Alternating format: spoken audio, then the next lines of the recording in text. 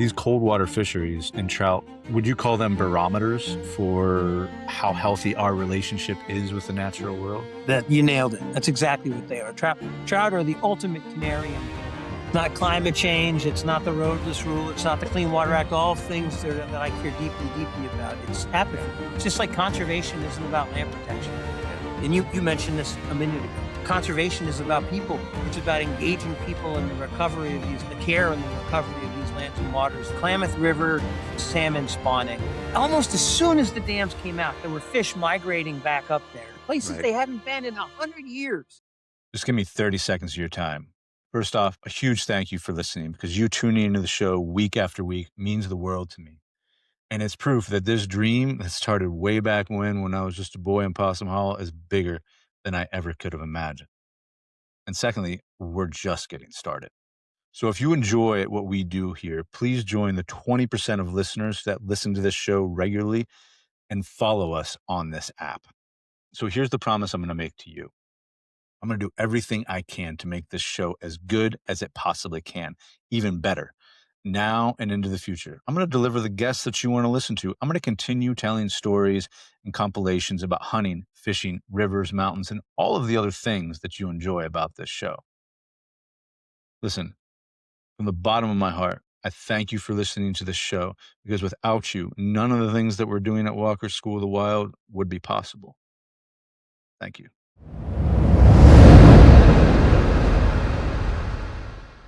Chris Wood, welcome to the Wild Lab, brother. Thanks, Ned. It's great to be here. Yeah, man, it's good to have you. It's good to have you. I've been a fan of your work. I've been a fan of what you're doing at Trout Unlimited and the writing that you do for a passionate observer for a very long time. So thank you. Awesome. Thanks for man. saying that. I told you when I jumped on. I really appreciate the work that you do over at TU, and I want to talk about that. I want to talk about you dedicated over 20 years, something like that, to conservation, land, water, cold water fisheries, and I want to talk about Trout Unlimited. I want to talk about the work that you guys are doing at TU with the Roadless Rule and expanding hunting and angling opportunities for public lands, public land access, and protections in general. But I want to get to know you a little bit. I want to get to know the man that is fighting for cold water fisheries in Washington, D.C. on a daily basis. So I was hoping you could talk to me a little bit about fishing and maybe take me back to some of those first memories, man. Maybe take me back to the first time that you went out fishing, the first time that you fell in love with a body of water, the first time, I don't know, that you saw a river and dipped your toes in. Yeah, so my earliest memories of fishing go back to going down the Jersey Shore with my father and grandfather and my brothers. And we would rent these wooden rowboats out of a place called Frank's in a town called Strathmere, New Jersey. And, we'd go out there with salami sandwiches and, drop chunks of squid and clam and catch, sea robins and flounder. And every once in a while we get lucky and catch a weak fish or a bluefish. What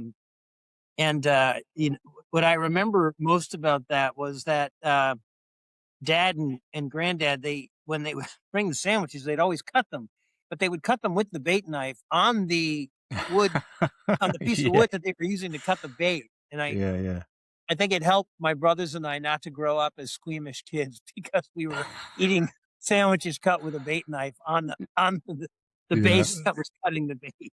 Yeah. I have very similar recollections growing up in Ohio and doing the same thing. Absolutely. Yeah. Yeah. My grandfather, my father's father, was an inveterate fisherman. He was not a fly fisher. He used to love to fish for blues and stripers. There weren't as many stripers back then down the Jersey Shore. But Dad never really caught the bug. The only time I think the only time he ever took us fishing was with his father when we would go down the shore. We grew up as athletes. We weren't an outdoor family. It was more, football, basketball, and baseball. And I didn't really get into the outdoors and fishing until I really until I went to college, and Mm, I started out as a spin fisherman. Still love to spin fish, um, but then I discovered fly fishing while I was at school in Vermont, and mm, it's a still a place I love to go back to, and I don't get to fish it as often as I'd like, but it's a if you don't know Vermont, that landscape is magical, with the rolling hills and really manageable rivers. So it was a pretty cool experience. But it was when I was in college that I really fell in love with fishing mhm. generally, but fly fishing specifically. What was it that brought you that you fell in love with in the beginning? It's a funny story. I used to fish with a buddy, a guy named Rick Brown. Um, and we would go out for a day of fishing, and what we meant by that was we'd get up at 8 a.m. and we would fish until the next day at 8 a.m. And, we did it all. Mhm, But, what got me into fly fishing, actually, it was an accident. I was a big brother in the Big Brother, Little Brother program, and mm, I had a special needs kid whose therapist thought that fly fishing would be, a good form of therapy, which mhm, it really is. And one of the things for that's sure. cool about TU, and you know this because you're an angler, and the power, the healing, the solace Mhm, that moving water provides. All water, mhm. really. But when you're trying to learn how to fly fish, it can be really frustrating and not Totally, therapeutic. totally, totally, So yeah. so anyway, mom and dad got me my first fly rod, which was a Green Mountain series Orvis rod. It was like a kit rod. And Mhm, uh, Israel was his name. Israel and we kind of quickly gave up on the fly fishing idea, but I had this rod hanging around. So I would take it out. And I think it was my 13th or 14th time fishing. I caught my first trout on a fly. mhm. Right on. That's a good job, Yeah. man. Yeah. Yeah. It was on the New Haven River. Okay. Um, I had a zug bug on, Mm. and the zug bug was trailing behind me because I was trying to get a knot out, Yeah, not a knot in the leader where most of yeah. us get knots today, but I had this Gordian knot in the fly Mm, line, mhm. and just the action of the leader drifting behind me in the zug Yeah. bug, a trout came up and ate it, and that was my first trout. Oh, nice, man. That's beautiful. Yeah, I've had that happen a time or 2 for sure, especially, like, fishing Yes, up in Lake Erie and on the flats for bass. I'm just walking through, dragging my fly, and like, "Oh, boom. there's one behind me right now." Yeah, yeah. Right on, man. Right on. And so, you grew up in New Jersey, and you went to school in Vermont, and Yep. then when did this passion for fishing, passion for outdoor recreation, when did it turn into something that was more like a responsibility? When did it So turn to it's something. interesting. I don't think my path, to this day. Look, I'm a pretty good fisherman. You can't. It's hard to have my job and not be. But Yeah. there's a lot of people who work at TU who are vastly superior uh, Mhm. to me.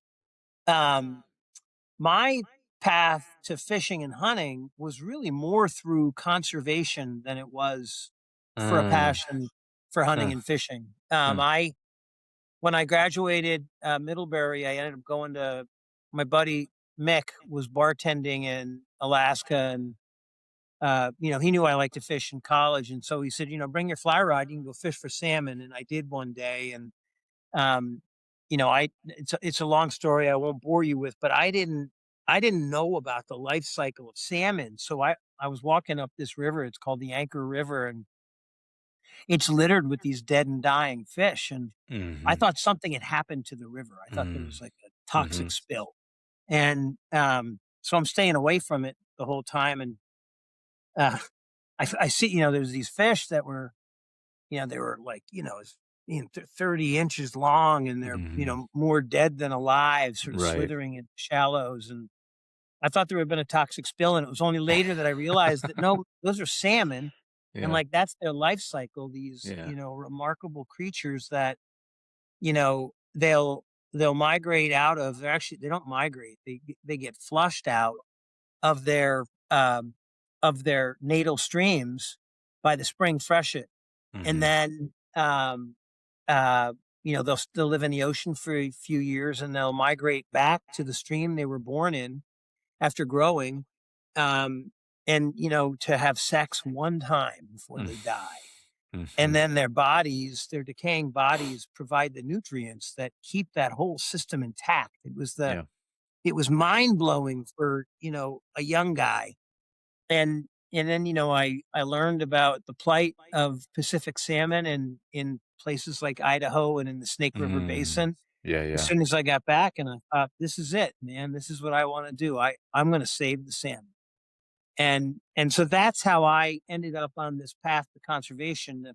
Hmm. I didn't really become a decent angler, and then I spent 5 years at the Bureau of Land Management and 5 years at the Forest Service, and probably around, year 3 or 4 at the Forest Service, I became a passable angler, Mhm. and, I've certainly, gotten better, I think, through practice and through time served, and with a lot of really good people around me, I'm sure. here at Trout Unlimited. Yeah, Yeah, I'm sure. Well, that's very interesting, Chris. So, because a lot of us, we come into it, we love to hunt and fish, and so then we wanna protect those places that we wanna do those things, and it sounds like kinda opposite for you that's in a right. way. Yeah, Yeah, which is you're the super first one interesting. who's really noticed that, Ned, but you're right, and I'm thinking about it, like, I remember when I was at the Forest Service, so I mean, that was my thing. I saving the salmon, still my thing. I mean, I go Yeah, to yeah, work every yeah. day thinking that. And, uh, but it was at the Forest Service, we did this really cool, um, rulemaking, a regulation that Mhm. protected about 58.5 million acres. It was called the Roadless Rule. Mm. And, um, it protects, basically the Forest Service has, you know, 270,000 miles of road on the National Forest System. These are lands that we all own as a birthright. And at the time, they had an $8.5 billion maintenance backlog on that road system. Mhm. And yet they were still trying to go into these remote backcountry areas. All the good stuff, all the good timber had been cut years and years ago. And so Right. they were trying to push further and further into the backcountry to build roads into these areas with low timber values and often steep slopes, often, Mhm. highly erosive soils. And so it made no sense and they were wildly controversial. People hated it. And so, Mhm. my boss and I work for a guy they call the head of the Forest Service the chief. We were like, this doesn't make any sense. Mm. Why are we doing this? And so we came up with this proposal that would basically put most of those areas off limits to new road construction. Doesn't mean Mhm. you can't go in and manage the areas for things like fire, or do hazardous fuels treatments is what they call it. But it was basically we were proposing that when you've got this incredible backlog on, your existing road system, it's if you can't take care of the investments, the height of conservatism is to hold things in a safe state, right? That's what the root Mhm. conservare of conservative means. And so we took a emphatically conservative approach to these roadless areas. And we were like, look, if we need to get in there in 50 years because there's some rare earth mineral that we need to, beat back the alien invasion. Fine, let's go. We can get it then. But Right. for now, it doesn't make any sense to, spend a lot of money, generate a lot of controversy, to lose money doing timber sales in roadless areas. Mhm. And anyway, the reason I tell you this long story is that my job was to take all the meetings that my boss's name was Mike, that Mike Downbeck, that Mike didn't want to take. And that was just about all the meetings on this topic.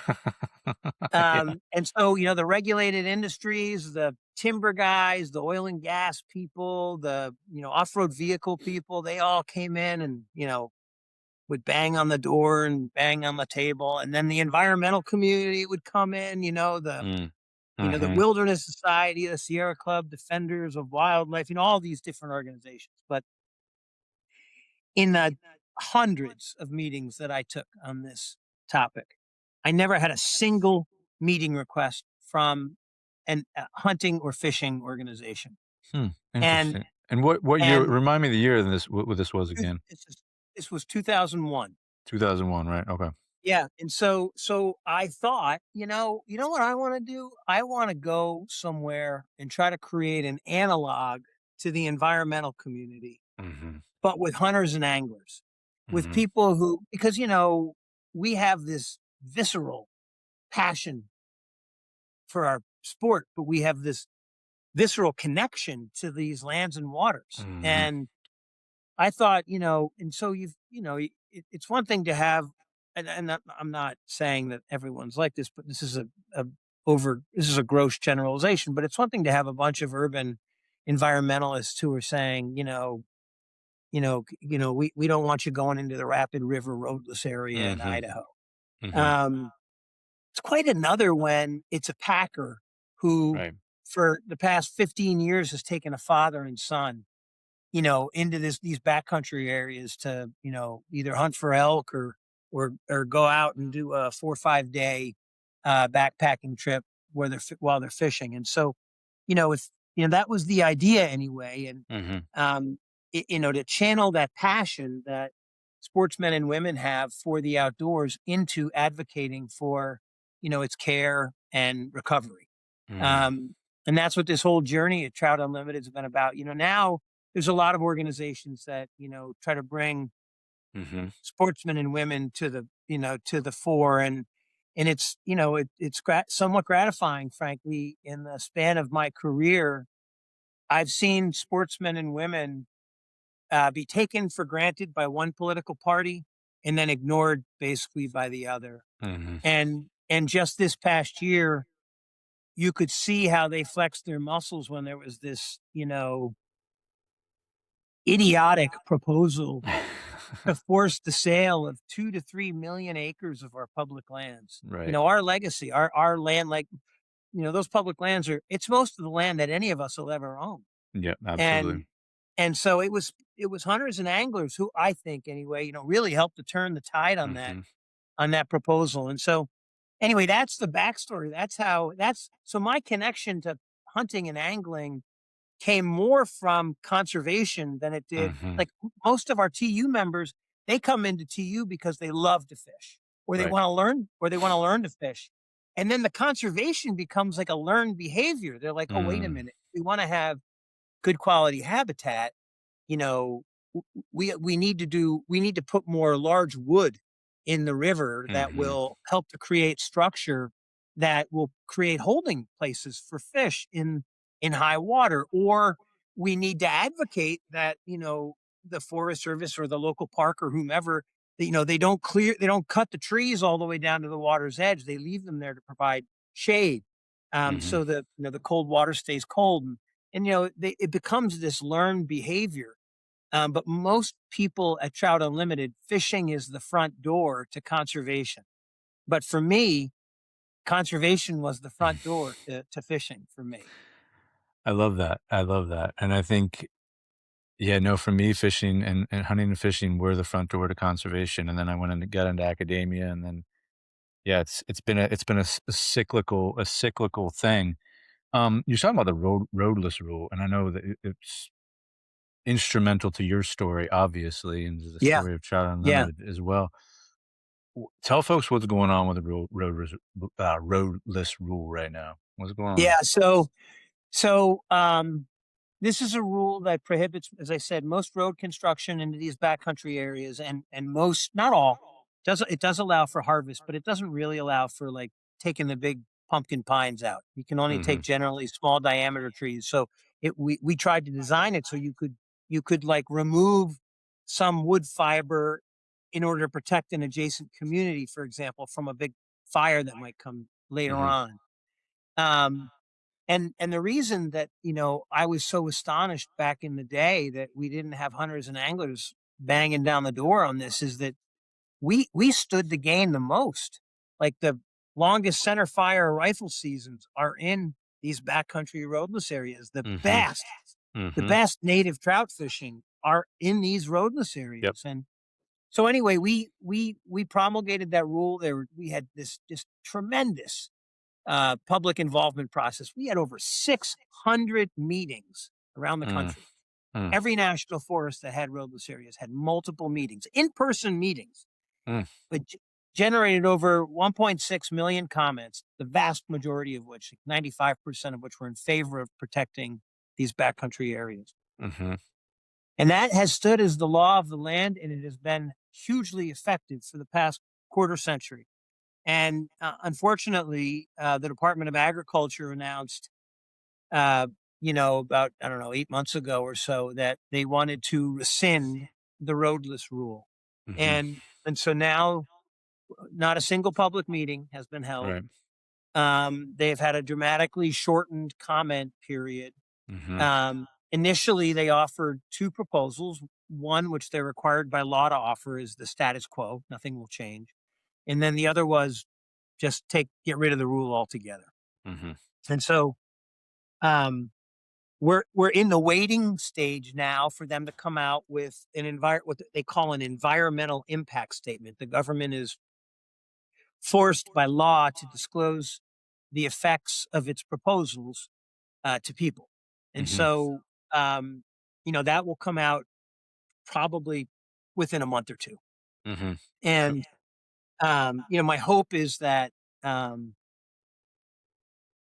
we and our colleague organizations, our friends at like Backcountry Hunters and Anglers and National mhm, Wildlife Federation and other organizations, Theodore Roosevelt Conservation Partnership, we've been trying to rally hunters and anglers to make their voices heard again because we've got the most to lose here. mhm. Um, we really, that's, you can tell I've been in DC too long. We don't have the most, we don't have the most to lose. It's my kids and Yeah, someday my grandkids that really right. have the most to lose because, you know, you can't, I can't remember. I think it was Will Rogers who said, buy land, they ain't making it anymore. Yeah, yeah. Well, they're not making backcountry roadless areas No, anymore. And no. those are the places that I mean, it's not an overstatement to say, like, those are the places that tested the metal of America as we made our way west. Like they that's where the character of our nation was Mhm, formed. mhm, And to develop them in this sort of this dissembling idea that, it's because they're tinderboxes of fire. right. It's just it would be a tragic mistake. And if you look at, Ned, if you look at, and I'll get off my high horse here, but if you look at states like Montana, Idaho, Utah, Nevada, I mean, I can go on. Mhm, These states have as as much treatment, hazardous fuels treatment is the term of art they use for thinning a forest so that it's less flammable. mhm, They've had just as much treatment, in some cases more, in these backcountry roadless areas than mhm, they do in the front country areas where there are roads everywhere. mhm, And so it's just a canard to suggest that this is being done in the interest of hazardous fuels reduction. mhm.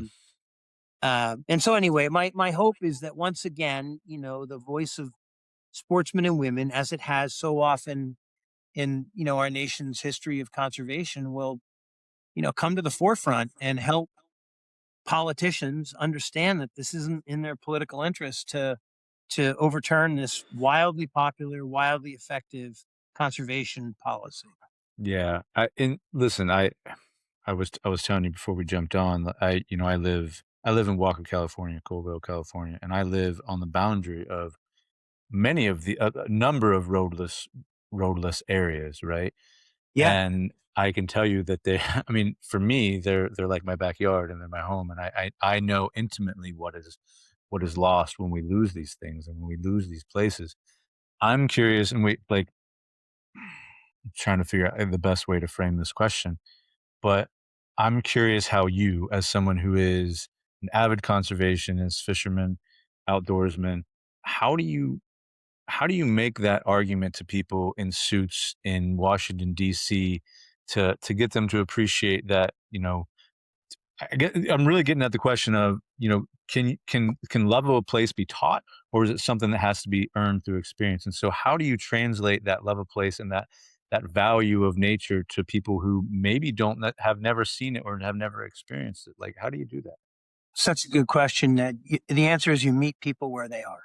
Hmm. So if I'm trying to convince a bunch of uh, Trout Unlimited members, or just people who are nutty anglers in Idaho, say, who love Mm, to fish, that they should get involved in roadless areas. What I do there is I show them the science that shows that 70% of all Chinook salmon habitat in the state of mm, Idaho, and 70% of all bull trout habitat in the state of Idaho, and 58% of all West Slope cutthroat trout habitat in the mhm. state of Idaho are found in these so-called roadless areas. That's where they are, right? So you meet Mhm. them where they are. Now, back in DC, that's a lot harder Yeah, because most of these folks up on Capitol Hill, they don't wouldn't know the difference between a Chinook salmon and a rainbow trout or a brook trout. sure. Hey, And so, listen, they might think that the water was polluted if they saw salmon coming in yeah, down the that's right. Oh river. my God, they're having sex in it. Yeah. Who knew this was going to turn into a show about sex? Um, but so in that case, the way to meet them where they are is, and this is what we do. This is our job. This is why Mm, people support TU. We bring back constituents from their districts, from their states, who understand this mm, connection between healthy habitat, clean water, and quality fishing and hunting. yeah. And we have them, 'cause, they'll listen to, I mean, I mean, look, there's a lot of really good people back here in DC. It gets a bad reputation, but Mhm, I'm one of hundreds of people who know how to shuck and jive with members of Congress, and they all know mhm, that, right? That's what I'm paid to do. I get a and they'll joust with me and whatnot, and argue with me, but when I bring 5 or 10 people from their mhm. district or their state, and they're telling them how important hunting and fishing is in these so-called roadless areas, and that member of Congress, or that member, the administration is a little bit more insulated, but that member of Congress will know those 5 or 10 people. They're going to go back home and tell 5 or 10 people, who will tell 5 or 10 more people, who will tell 5 or 10 more people. Mhm. And, pretty soon, if that member of Congress doesn't pay attention, he's going to have, or she's going to have, a problem on their hands. Yeah. And, they need to get elected either every 2 or 6 years, depending on what body they're in. And so, that's how we do it. We try to meet people where they are. And, just to be completely transparent, you know, um, the hunting and fishing community is a generally relatively conservative community. And, Mhm. it's one thing, again, I'm not picking on urban environmentalists. I mean, I grew up in the most urban state in the country. But it's one thing to have a bunch of, urban environmentalists who don't live in your state advocate for something.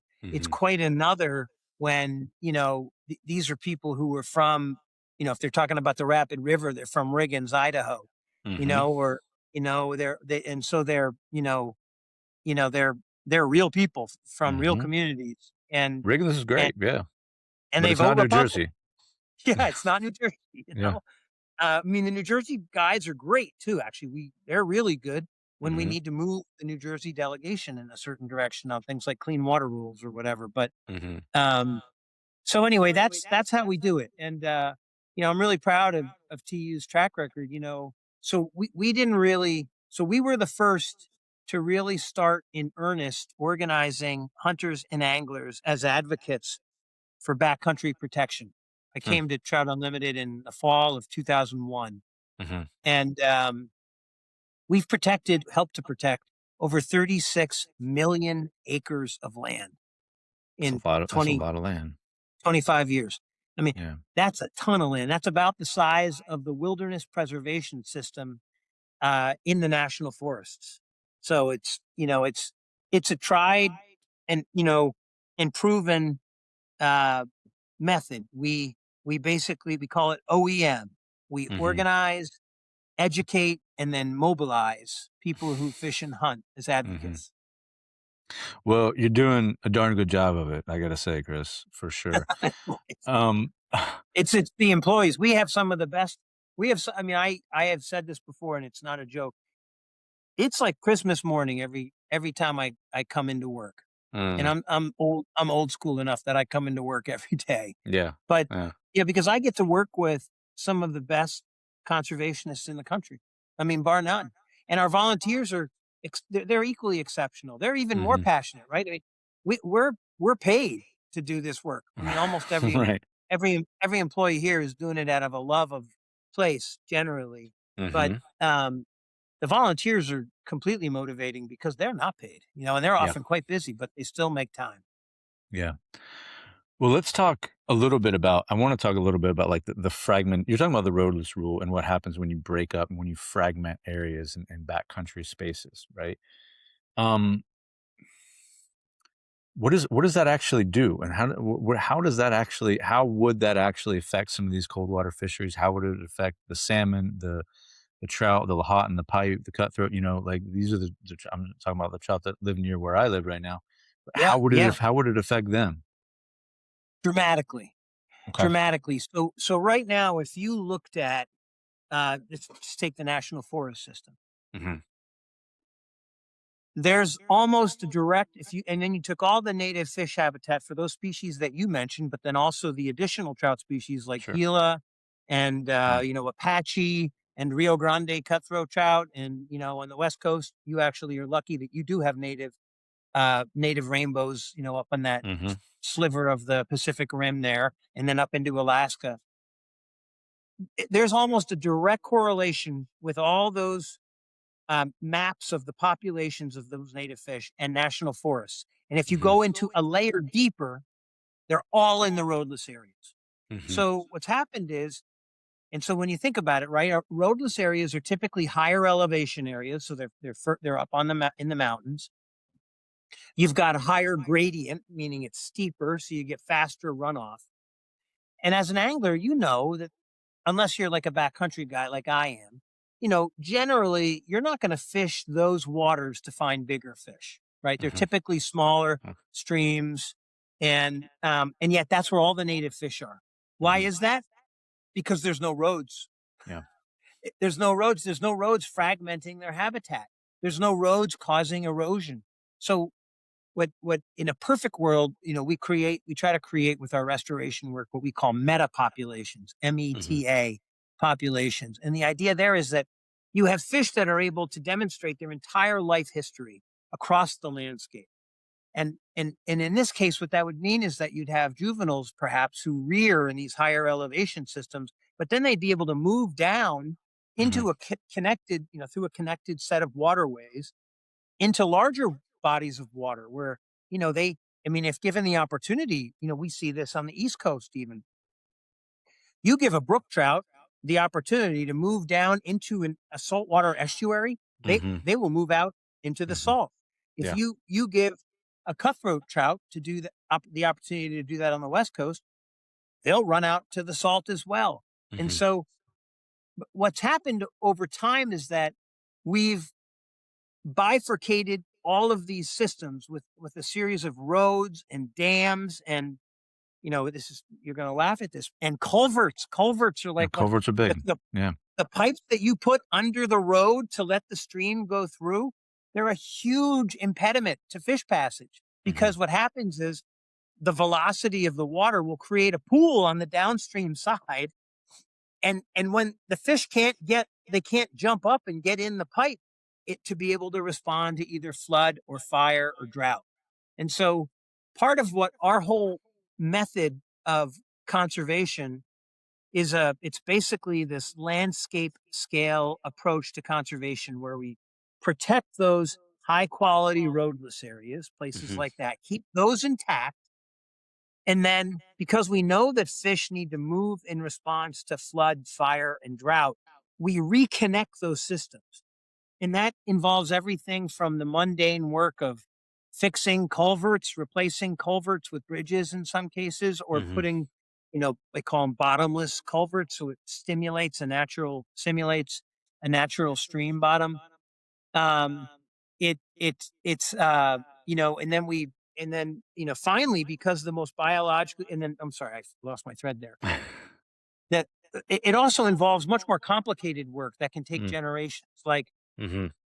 uh, taking out the Klamath River dams, for example, Sure. that took 20 years Sure. in Oregon and California. We're on the verge of another cool project like that on the Eel On River. the It's EO. actually Yeah. it's the Eel and the Russian are connected in that regard. But so it's the simple mundane engineering, taking out a pipe that's too small to pass a flood and replacing it with a proper either bottomless culvert or a bridge, all the way to the complicated decades long efforts to take out deadbeat dams. Mhm. Um, but then finally, the third, because the most biologically productive part of a river system is typically down in the valley bottoms, Mm. you know, engaging in restoration in those areas, making sure that you've got good large wood. And we've been doing a lot of work over the past, probably 10 years, pioneering this work and in using beaver dam analogs. So we literally Mhm. get high school kids and college kids, and we go out there and we replicate what beavers used to do. We build little beaver dams across these creeks, and that helps to hold the water in the system longer. So during a drought, you'll still have cold water flowing downstream. That whole protecting, reconnecting, and restoring a river system, it's basically a climate change adaptation. It's a Mm. it's a model that allows us to recover the natural resilience of rivers and streams Mhm. to the stressors of drought, flooding and fire. And the reason the roadless rule is so important is all of our native fish fauna are holed up in the headwaters now in these Mhm. so-called roadless areas. And if we start punching a bunch of roads, and the ecologists will tell you that, you know, protect the best and then restore the rest is the Mhm. winning strategy for this kind of restoration. And if we take away that protected core, we'll never have it's just way too expensive to be able to do the reconnect and restore For work sure. without that base. It's just those are the places where the native fish are. They're the place where Mhm. the largest bulls are shot. They're the places Mhm. where you get the best populations of muleys. I mean, it's so anyway, it was a longer answer than you probably wanted, but that's the answer. No, no, it's the answer, and it's the answer. I mean, I wasn't looking for an answer, so I appreciate the depth and sincerity in which you answered it. And really, what I get, I mean, I get a lot from it, but one thing I definitely get from it is that these cold water fisheries and trout, maybe more specifically, I mean, would you call them barometers for how healthy our relationship is with the natural world? That you nailed it. That's exactly what they are. Trout are the ultimate canary in the coal mine. I mean, Hmm. they need cold, clean water every day, every minute of every day. And the reality is that everything we do on the landscape, every activity, is eventually reflected in the quality of our water. And there Yeah. is no species that is more sensitive to changes in the quality of the water than trout. So, yeah, they're the perfect barometer. They're the ultimate indicator of the health of the land. Hmm. Yeah. Well, you mentioned the Klamath and you mentioned the eel, and the Russian, which are all very close to me because I mean, the first place that I ever fished for salmon was on the Klamath River. And I Yeah. remember, I remember years ago, it was back when I was training horses and I was cowboying, and I flew up with this guy, Bob Feist, who was, he's still around, but he has the Bob Feist Invitational, big roping, like the richest roping in the world at the time. I don't know if it still is, but he had this little tiny Cessna plane. And I don't know, you've been up to the Klamath, I would imagine. And it's like Yeah. steep mountains on the side, and the river just snakes through it, you know? We're talking about like out by Crescent City or whatever. And it was a rainy day. It was cloud covered, which is like normal up there. It was a normal day, essentially.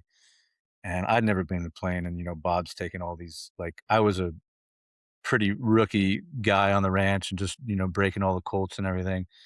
And Bob's flying this little Cessna plane from the Central Valley where he came from, and we get into this fog, and then he gets to this point where, like, I can't see anything. It's just fog in front of the plane. You can't see anything, and it's like mountains on this side, mountains on that side, and fog in front of you, and we're just this little red dot on the screen. And he turns around and he looks at me and he goes, he goes, how scared are you, boy? And I was like, I didn't really know what to say. And then all of a sudden, like he drops this plane below the fog. The fog is now above us. The mountains are on the side of us, and he's snaking through this river, you know.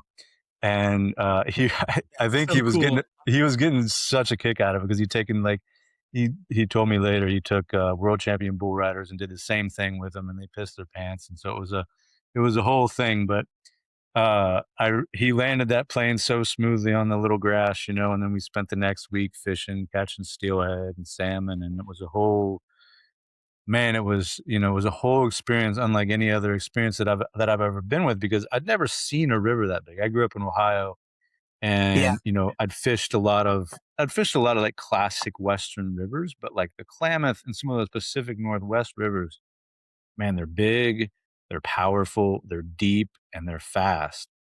And Yeah. I don't know, can you talk just a little bit about, like, what's going on with the Klamath? Because I know it's the dams are down or they're coming down. They're down. And yeah, they're Down. down. And what's happening there, man? Like, what's happening on the Klamath right now? It's an amazing story. Mhm, It's an absolutely amazing story. I remember around the time I started at TU, uh, there was, see, how did this work? I guess it was the year before I came here. Um, but the uh, Clinton administration had shut the water off to the irrigators in the Upper Klamath mm, because um, there was an endangered sucker fish mhm, in Klamath Lake that needed the water. mm, And there was tremendous social and economic dislocation, as you can mhm, imagine. Those people, 100 and some years ago, were all promised by the federal government that if you yeah, come move to this semi-arid landscape, we will irrigate it for you. right, It's not where you'd, I mean, if you looked at you wouldn't go there necessarily with right, without the promise of the irrigation. mhm, And then the next year, the Bush administration came in and they shut the water off to the river mhm, and they let the irrigators take everything.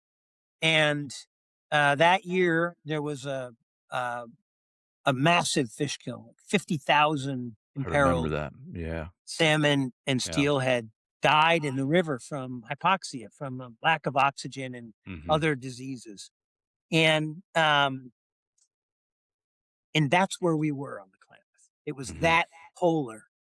And from there, 20 something years later, we worked in conjunction with the states of Oregon and California, the Fish and Wildlife Service, NOAA Fisheries, our friends at organizations like American Rivers and Cal Trout and the Nature mm, Conservancy. And by God, we struck an agreement.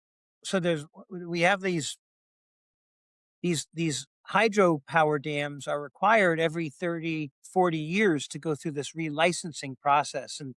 And they have to meet contemporary environmental laws. Most of these things were, they were built before we had a National Environmental Policy Act or an Endangered Species Act mhm, or had frankly any thought for the environment, right? A lot of them yeah, were built in this era where we thought all this was inexhaustible. And and of course we've come to learn now that it's not inexhaustible. mhm, It's an amazing resource, but it's finite.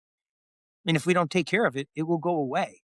And that's what had happened on the Klamath. For 106 years, we had lost about 450 miles of habitat for salmon and steelhead on the Klamath because of those four dams. And we went through that hydro relicensing process with the proponent, the people that own the dams. And they realized it was going to be more expensive. It would cost them mhm, more to retrofit the dams to allow for fish passage right. than they could generate in electricity. Which is And crazy so to think about to me. I mean, crazy, yeah, crazy. But it's happening all over the country now.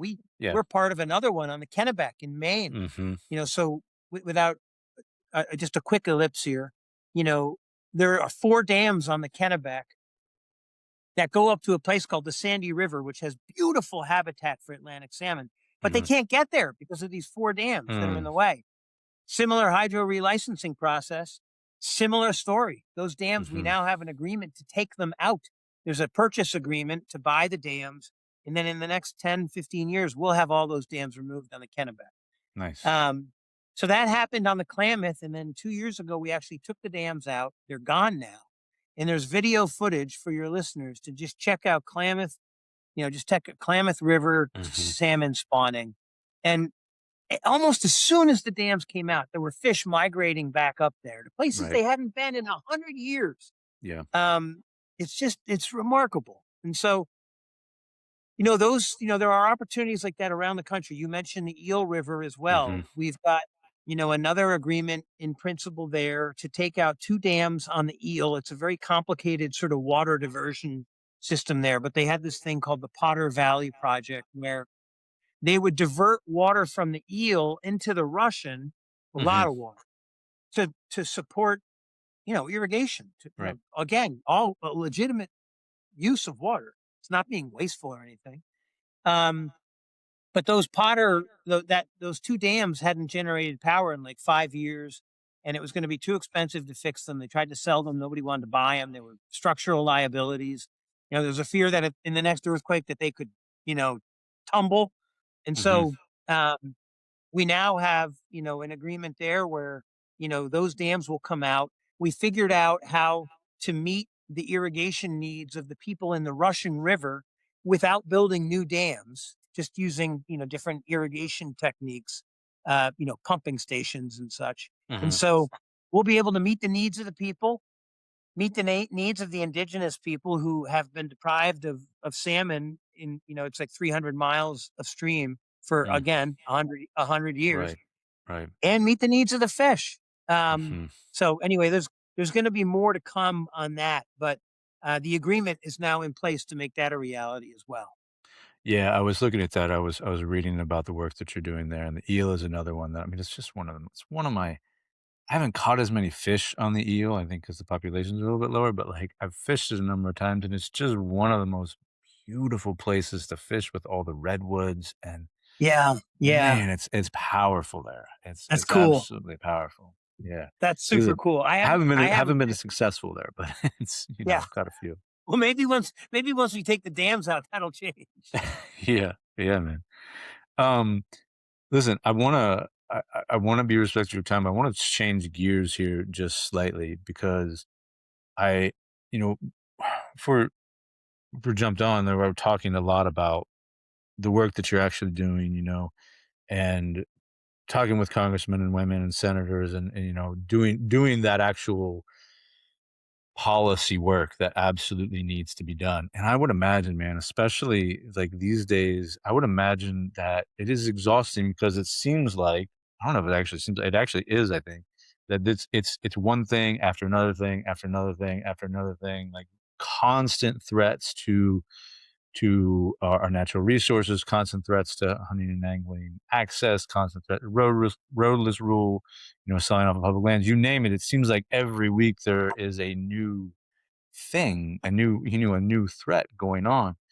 And I've read in preparation for this, I did read a number of essays that you wrote. And in one place, you wrote something about gratitude, right? Mm, And you yeah, wrote about how gratitude isn't optional, and in fact, it's like foundational in yeah.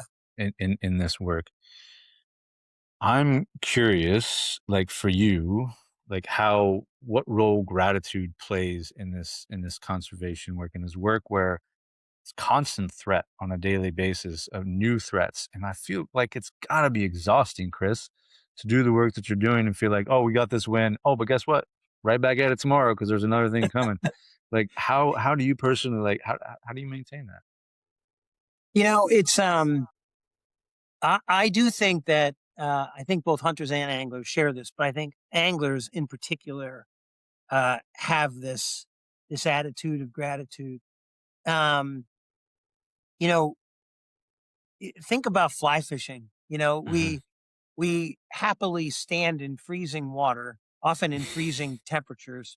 Yeah. Casting these you know little combinations of fur and feathers and wire that we make. Hmm. At river ghosts, and we're invariably late for dinner or a date or whatever to meet a buddy because Mhm. we're so confident that we're going to catch the biggest fish of our Yeah. life. And Yeah. and I think we bring that approach to conservation, that sense of optimism, to the work that we do. And and you're right, it can be deflating.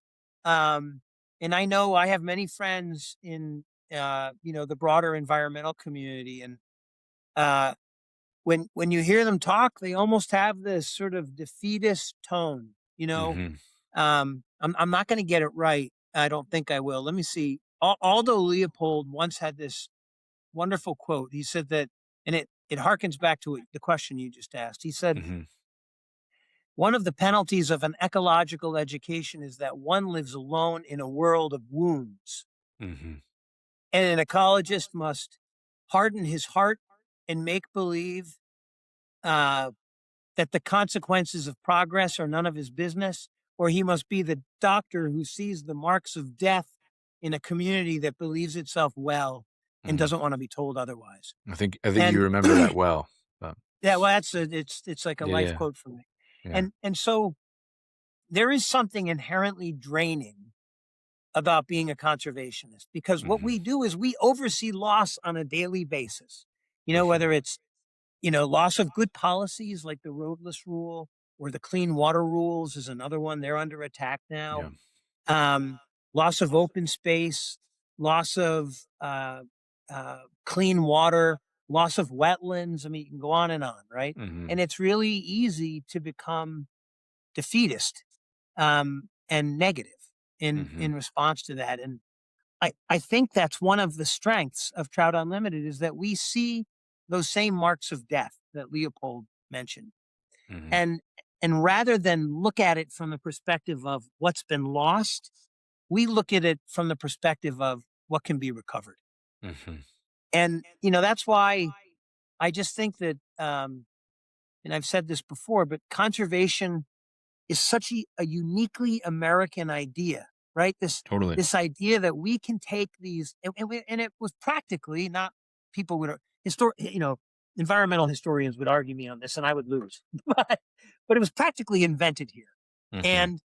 and the fact is that, like, this work that we do, like, what a gift to know that you're taking steps today that are leaving a better place for people that will follow you.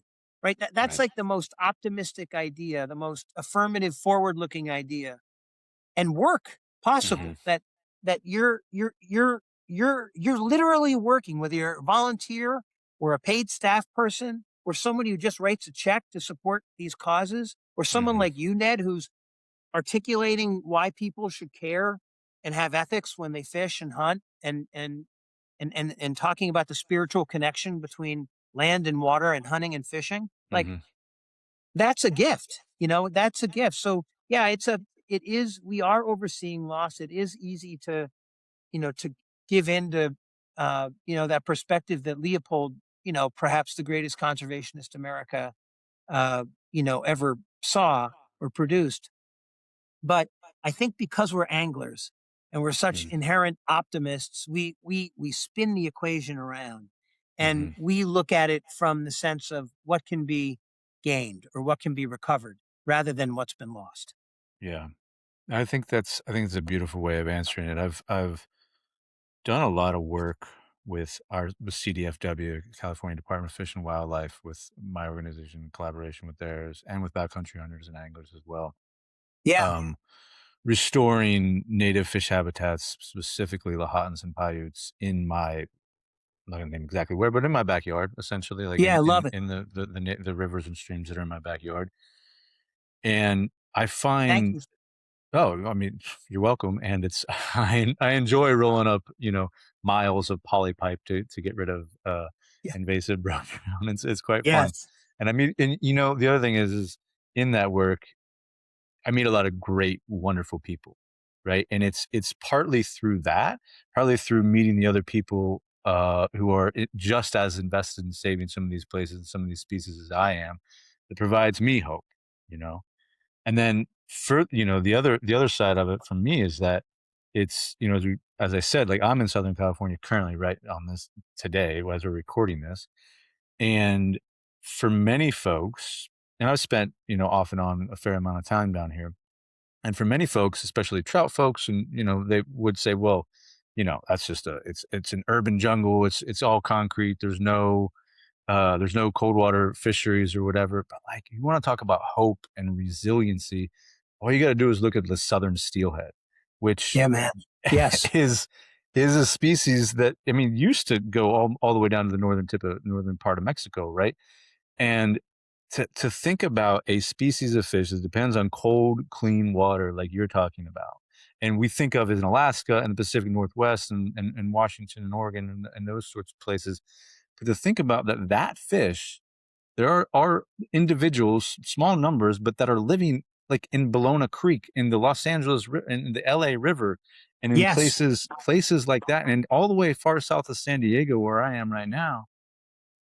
Like that's what gives me a little bit of hope is thinking that like there is so much resiliency in some of these fish that we think of as like, trout often get I like fishing for a lot of different species, but trout often get a bad rap as being fragile or whatever.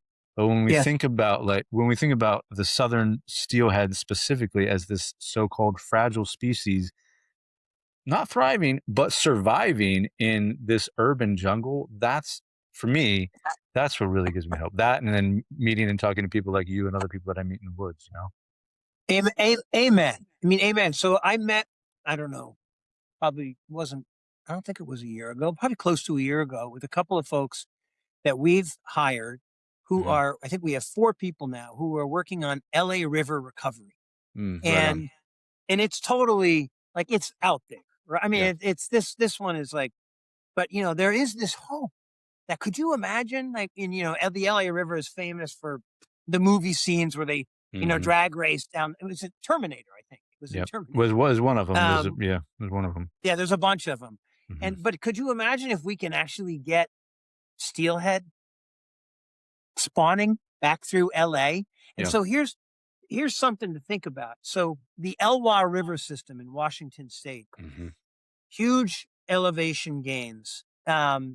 The home of the famous June hog Chinooks, were back in the 100 years ago, you Mhm. could get 100-pound fish. They had dams, 2 dams that blocked passage to that habitat for 110 years. They took those dams out, and these fish, these resident rainbow trout that had been blocked by these impassable dams from Mhm. getting to the ocean, they're just rainbows. They recovered their anadromy. Mhm. They remembered, Oncorhynchus micus, which is the Latin name for Mhm. a rainbow trout, is the same name as steelhead, Mhm. Oncorhynchus micus. Oh, wait a minute, we're omicus. We can we can migrate out to the ocean. And we had a group of scientists who went up there and snorkeled. They found 300 pairs of Mhm. spawning steelhead. 100, they were functionally extinct. They were Mhm. gone, but they remembered. I can migrate to the ocean. I can express my full life history here, as I said earlier, Mhm. and re-become a steelhead. This is probably 40 generations after the last of their forebear had done that. So yeah, I mean, it's these are incredibly resilient species, and they're incredibly resilient um, systems. And if we just give them half a chance, they will come back. They will Yeah. come back. We see it time and again. Yeah. Yeah, it's I wanna give you the last word here, but I can't help but I wrote what I wrote my dissertation on an ecological history of wildlife management in California, and Cool. a large portion of that was on the LA River and what it would actually take to revitalize the LA River for steelhead. So it's like the fact that people are actually doing it now, Thinking about it. Yeah. yeah, or thinking about it, yeah, yeah, that that that feels good to my heart, Chris. So I like to hear that, man. Separately, I need to connect you with our folks that are working on that because you may have some information they need. Yeah, we can chat for sure, man. We can Yeah, chat. yeah, yeah. Totally. So I want a couple last questions just to wrap up Yeah, here. yeah, please. I'm good on Um, time. yeah, well, where do you find well, one thing, we talked about this now, but if you could leave listeners with one invitation, one thing to take from this for Trout Unlimited, for cold water fisheries, what would you want to tell them? One invitation. Yeah. Um, my favorite invitation is to take people fishing on the Potomac River. So one invitation is to uh, call me if you're in DC in April or May, because we Mhm, have a world class shad run right mm, outside my window here.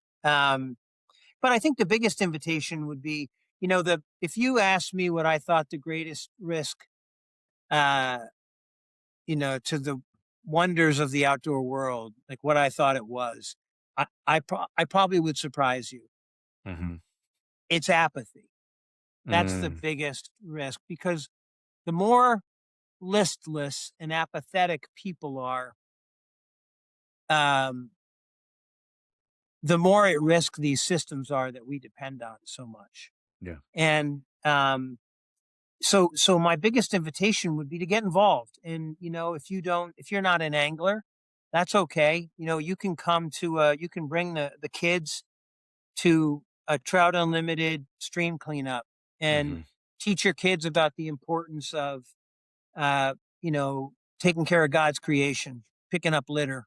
mhm, You can take your kids to one of our projects that perhaps a professional staff person is leading, where we probably plant as more trees than just about anybody in America on an annual hmm, basis other than the Arbor Day Foundation. But, hmm, you can get involved and get the kids out there or your friends, neighbors out doing a tree planting. Um, if you're into community service, one of the things that's beautiful about TU is that anyone who has spent time around water, whether you fish or not, and we mentioned this earlier, I mean, the healing power of moving water. It's just completely, therapeutic.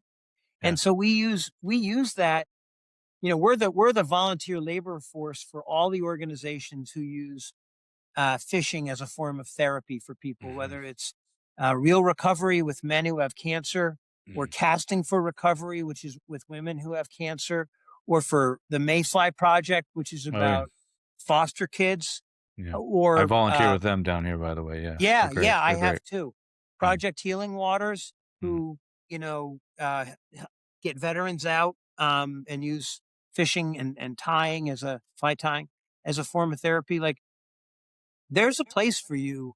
Or if you're someone who just says, you know what, I don't want to do any of that really, but I do want to mm, support people doing good work, then you can write a check, or do a Venmo. yeah, Um, but that my invitation would be to get involved. I think it's really easy to sit back and say, I can't make a difference. mm, I can't make a difference. And that's the biggest threat to conservation, that yeah, too many people say, I can't make a difference, because they can. And it's up to all of us to try to make a difference to keep these lands and waters that give us such sustenance intact. yeah. Yeah, apathy is the biggest threat for sure. Biggest threat more than policies, more than any Yeah. administration. Apathy is definitely the biggest threat Not for sure. climate change. It's not the Right. Roadless Rule. It's not the Clean Water Act. All Yeah. things that I care deeply, deeply about. It's Yeah. apathy. It's just like conservation isn't about land protection. Yeah. And you mentioned this a minute ago. Conservation is about people. It's about Hmm. engaging people in the care and the recovery of these lands and waters that, I mean, they sustain us. They literally sustain us. Yeah. Okay, Chris, I lied. I do have one more question because All right. it I have to ask it. I think I would be remiss if I didn't. Yeah. It's about apathy. It's you said that's the biggest threat, right? And getting people to care about conservation is really important. And one of the ways before we jumped on, you said that getting you take congressmen, senators, you take them fishing. You take Yeah. them in order to get them to care, right? That's the relational work that you're doing. So I gotta ask, in Washington, DC right now, who's the best fisherman or woman that you know? Oh. I'm gonna make an enemy or two here. I'm afraid if my friends catch wind of this. So I'm on a group. I'm involved with a group called Friends of Fletcher's Cove. It's a Mhm, little it's a little friends group. We're all volunteers, and uh, we're trying to protect this river, this wonderful urban fishery out here. mhm, And the best fisherman associated with the Potomac is probably in DC. mhm, Is probably a guy named Chris Campo, who he leads 3 volunteer events where we take probably around 100 kids out, inner city kids who have never had any connection to the Potomac, and we mhm, take them out fishing, and we get them on fish, and he has his own guide. He actually guides, mm, on all the rivers in the area, hmm, and he is probably pound for pound the all-around best fisherman in DC. Now, there's another guy, Mark Binstead is probably the best shad fisherman with a fly rod. There's mm, another guy, it's probably, a tie between, uh, Mike Bailey and Alex, the guy that runs the concession up there, who's the best shad fisherman with a spinning rod. But those are in the conversation for the best fisherman in DC. right on, right on. Well, I had to ask because it's, thinking about politicians and fishing is not something that always not something I always put together, but you're in there, man. You're doing the work, so you're doing it. Yeah. Yeah, they're not, there a lot of these guys. I mean, I mentioned earlier when we were off camera that, Mhm, we just passed this Good Samaritan legislation through Congress, and it was signed into law by President Biden right before he went out. mhm, And it makes it easier to clean up these would be abandoned mines. And I'm not saying that it's a consequence of this, but Senator Risch, who's a Republican from Idaho, and he's an outdoorsman, he was one of the original co-sponsors in the Senate. He caught what I think is the last American shad of the year, oh, when wow. the day that he agreed to co-sponsor the bill. Mhm, And then probably the biggest hunter and angler in the Senate is his Democratic counterpart who sponsored the bill, Martin Heinrich. He's a mhm, guy that you should consider getting on your show because he truly loves to hunt and fish. yeah. Okay, right on. I'll look him up. Yeah, I'm not familiar with him. Okay. he's probably the biggest public land advocate, um, in the Congress. Thank you. Yeah, I'll hit Yeah, him up. right on. Well, Chris, it's been a pleasure, my friend. It's been a pleasure chatting. And yeah, next time I am in the DC, general DC Potomac area in April or May, I'm gonna have to hit you up, brother, and get out Do it. fishing for some of those. I can probably get you on. I mean, right now we're dealing with this horrible spill, but Yeah. which is going to get taken care of. But almost 12 months of the year, I can put you on fish up here. So if and it Right only on. takes a couple hours. I got the whole thing hardwired. So let me know. Yeah. Well, and likewise, if you're ever out west and you get in that Walker Basin and you Yeah, want to fish the east side of the Sierra, man, hit me up. I We love got it. plenty of Thanks, Ned. rods. So, All right. all right, Sweet. Chris. We'll talk to you All right, later. man. All right. Take care. You too. Thanks for listening to the Wild Lab, y'all. If this conversation stirred something new and you're feeling the pull to get out on the water yourself, then I urge you to check out one of the 2 events that we have at Walker School of the Wild this summer. We have a Wild Waters fly fishing event in the Eastern Sierra of California, July 9th through the 12th. It's a super cool event. This is the 3rd year we're going to be running this. Not only do you learn fly fishing, how to cast a fly, how to match the hatch, but you also learn how to start a fire, how to cook fish over an open flame, and it's in one of the coolest areas in the Eastern Sierra where you can catch um, brown trout, rainbow trout, Lahontan cutthroat trout. Just a super cool fishery, and I urge you all to come along. We also, July 28th through August 1st, have a trip planned with our friend Bradley over at Nature is Not Metal, the Boundary Waters Canoe Area trip. And this is going to be the first year that we're running this, but it's going to be so dope. 5 days paddling, fishing, and camping in one of America's most pristine wilderness areas. I used to camp here for years, for probably about like 15 years when I was a kid with my father, and it's just one of the coolest places on earth. And if you're not familiar with BWCA and you want to get familiar with BWCA, I had a conversation a few episodes back with Ingrid Lyons. You're going to want to check out that episode because not only it currently is one of the most pristine wilderness areas in America, but it is also threatened to not be one of the most pristine wilderness areas in America. So We want to get there. We want to show you how great and wonderful this area is so that it can be protected into the future. So, yeah, I hope to see you out there on one of those events. And until the meantime, stay curious, stay connected, and stay wild.